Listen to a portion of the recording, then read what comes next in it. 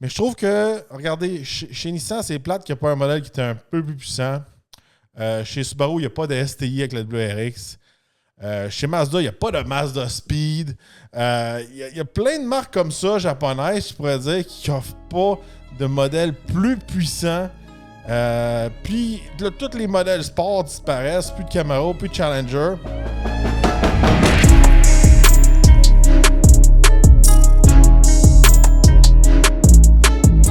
Bienvenue au Torque Podcast. L'épisode d'aujourd'hui est commandité par le Torque Podcast.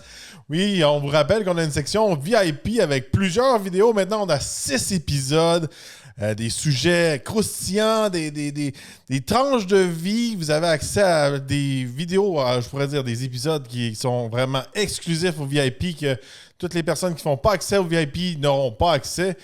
Ainsi que avoir toutes les vidéos à l'avance, des rabais sur la marchandise, de la marchandise exclusive et beaucoup plus. Allez vous abonner, les liens sont dans les commentaires. Vous pouvez autant vous abonner sur YouTube que sur Spotify.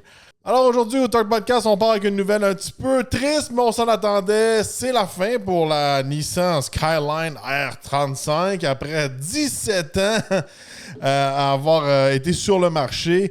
On pourrait dire qu'elle a fait son bout de chemin, la R35. La génération R35 a été lancée en 2008, alors ça fait un bon bout de temps. Fait que c'est la dernière année. Nissan Canada nous a annoncé que d'ici octobre, ce sera les dernières qui vont sortir vraiment de l'usine. Alors si vous êtes intéressé à avoir une Nissan R35, c'est le temps parce qu'après ça, il n'y en aura plus. Puis pour l'instant, il n'y a vraiment pas beaucoup de rumeurs ou de spéculations pour une nouvelle génération de Skyline R36, je pourrais dire. De ce côté-là, présentement, je pourrais vous dire on est dans des gros changements. Il y en a qui s'en allaient électrique, il y en a qui enlèvent le budget électrique, ils reviennent à essence. Côté voiture sport, c'est plus difficile de ce temps-ci. Puis parlant de voiture sport, Nissan aussi a annoncé un nouveau modèle de la Nissan Z, la Nissan Z Héritage Édition pour leur 55e anniversaire. Alors, qu'est-ce qu'on peut remarquer de la 50e anniversaire? C'est surtout le devant. C'est un petit peu spécial qu'ils ont sorti ça, je trouve, à mon avis, à moi, parce que c'était un des devants, je pense, qui était considéré au tout début de la Nissan Z. Puis il y a beaucoup de gens qui n'aimaient pas le devant. Quand je parle du devant, c'est vraiment l'entrée d'air là, qui a changé. Je vous rappelle que c'est comme un gros carré sur la Nissan Z, mais là, ils l'ont comme splitté en deux, je pourrais dire. Ils disent que ça fait héritage à la génération S30 Datsun, les 240Z. Alors, de ce côté-là, ils disent que ça donne un côté plus héritage. La voiture, elle vient orange avec des stripes noires sur le côté, de l'intérieur tout noir, même un petit decal sur le hood. C'est une édition que je pourrais dire que c'est vraiment plain and simple, à part le devant, là, je pourrais dire le pare-choc avant qui a été changé. Les roues 19 pouces, ces choses-là. Ça va partir de 59 135 $ US. J'ai pas eu les prix canadiens encore. On voit que même les roues sont un petit peu plus old school. C'est quand même bien de ce côté-là. Qu'est-ce que je trouve décevant? On voit ça de plus en plus. Là, on voit la R35, elle s'en va. Puis il doit y avoir des raisons derrière de ça. Oui, le modèle était vieux, mais il doit y avoir des raisons aussi des côté émission, ces choses-là. Puis là, quand on regarde des modèles comme la fameuse Z, je pourrais dire, tu sais, ils font des modèles héritage. Je trouve que c'est un petit peu inspiré de chez Mustang. Chez Mustang, ça fait longtemps qu'on fait ça. Mais chez Mustang, on offre des modèles qui sont plus puissants. Puis je trouve que chez Nissan, puis la plupart des marques japonaises en général, on n'offre pas une nouvelle version plus puissante. C'est le fun des éditions héritage comme ça. Mais pourquoi il n'y aurait pas un modèle vraiment plus puissant? Quelque chose d'excitant. Oui, il y a une version Nismo qui vient seulement automatique, mais je trouve que c'est pas suffisant. Regardez. Chez Mustang, on offre la Dark Horse. Auparavant, on avait les Shelby et tout ça.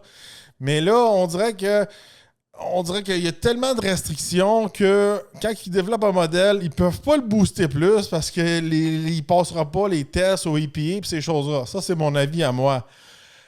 Chez Ford, on a été capable de faire passer la Dark Horse puis d'autres modèles peut-être qui s'en viennent. Mais je trouve que, regardez, chez Nissan, c'est plate qu'il n'y a pas un modèle qui est un peu plus puissant. Chez Subaru, il n'y a pas de STI avec la WRX. Chez Mazda, il n'y a pas de Mazda Speed.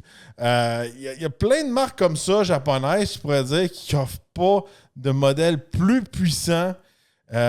Puis là, tous les modèles sport disparaissent, plus de Camaro, plus de Challenger. C'est très décevant de ce côté-là. Oui, c'est correct de faire des petits modèles. Moi des modèles héritage, j'appelle ça c'est un peu des modèles de collection. Un peu style California Special. Il y en a des héritages aussi chez Mustang. C'est des modèles que je pourrais dire que ça, c'est les personnes un peu plus âgées qui aiment. Ça ne sera pas la version vraiment de tuner. Ça ici, le collant l'entour de Z qui est marqué héritage, je trouve ça un petit peu cheap à mon avis à moi. Là. Mais personnellement, j'ai jamais été fan des modèles héritage. C'est peut-être parce que je suis pas assez vieux de ce côté-là. J'en ai lancé plusieurs avec Mustang. Puis on avait des vieilles couleurs, là, le Wimbledon White, puis on a des vieux cadrans, puis des vieilles roues. Celui-là est un petit peu plus réussi, je trouve, là, avec les allures Datsun que les allures d'un Mustang 1965, je pourrais dire, là, appliqué sur une nouvelle Mustang. Mais je trouve ça plate que là, on voit qu'il y a des monstres comme la Skyline qui disparaît. Là, chez Nissan, on commence à un peu changer la sauce, recycler les pièces, changer les petites affaires au lieu de pouvoir nous offrir quelque chose comme là, on a une nouvelle version qui développe 500 chevaux, 600 chevaux. Peu importe, quelque chose de le fun, quelque chose d'excitant comme qu'on pouvait s'attendre dans le passé. Je trouve que maintenant, ça s'en vient de plus en plus difficile. Puis, on voit que c'est le contraire côté électrique. Là, on voit que là, chez Rivian, on fait des 4 moteurs avec du 1000 HP, des Hummer avec du 1000 HP, des Cybertruck avec 1000 HP. Tu sais, ça serait le fun que dans les voitures à essence, dans les voitures passionnées, on puisse continuer d'avoir nos fameuses STI, des modèles qui ont plus de power.